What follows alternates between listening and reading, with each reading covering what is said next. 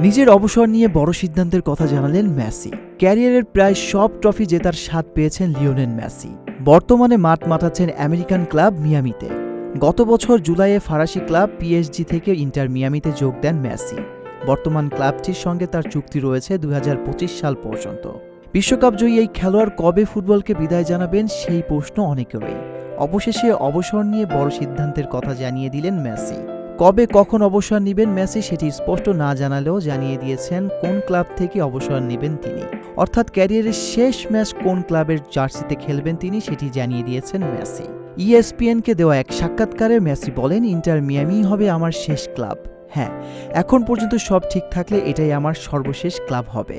তিনি আরও বলেন, ফুটবলকে বিদায় জানাতে আমি এই মুহূর্তে রাজি নই। আমি অনুশীলন ম্যাচ উপভোগ করছি। সবকিছুর ইতি টানার যে ভয় সেটা আমার মাঝেও কাজ করে। আমি মনে করি ইন্টার মিয়ামি আমার শেষ ক্লাব হবে। রিজন আহমেদ, সবার কথা, ঢাকা।